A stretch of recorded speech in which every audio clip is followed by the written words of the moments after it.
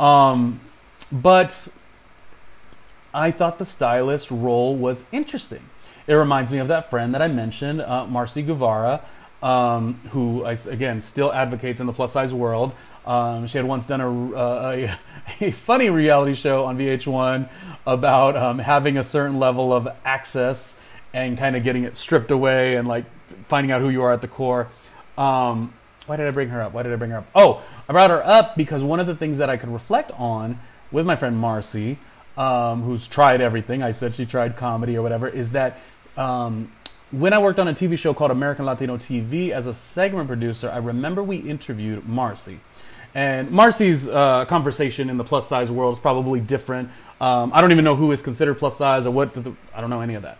But I don't know if, Survival of the Thickest has some type of indication of, being a full figure and still loving on yourself. And I thought it was really cool that years ago that when I talked to my friend Marcy on a segment that we did for American Latino TV, she said something that was so powerful. And I think that this Mavis character sort of also gave a lot of that. And that was, because we're asking a bunch of questions. And one of the things at the end, Marcy said in our segment about her being, coming from the reality show, learning about herself and being plus size and what to do with that.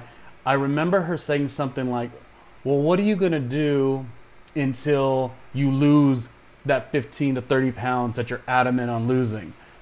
Not live your life? No. Women need to know that are much more than a muumuu or a drape to cover them from head to toe. I want to help them dress right at the body and the size they're in now. Because what are you going to do until you lose that 5 pounds? Sit at home and cry? No, you have to live your life. And I remember being as somebody who has gained and lost, and gained. Over 40, the metabolism tends to be my arch nemesis.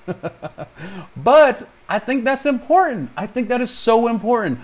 What are you going to do? You're going to sit on the sidelines until you get that body you need to get, or that job you need to get, or that apartment you need to get.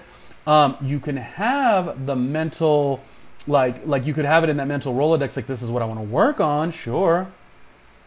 But I'm not going to give the satisfaction to anybody that you, like I can't walk in the room and say, like I can't bag who I want to bag, so to speak, Like I should feel like I should take a shot. Oh, look at the cutie over there. Oh, look at the cutie over there. Oh, look at the, like I should still, feel like I shouldn't wallow and be like, oh, well, I'm not really worthy because, gained, 30 pounds and da-da-da-da. No, you are a baddie. And so this is what I'm saying. Like, this was why it was so good to see this show. I do hope Netflix does get to bring it back when the time is right. Because I don't want to go into the storyline that much, but some valuable things that did come up on the show.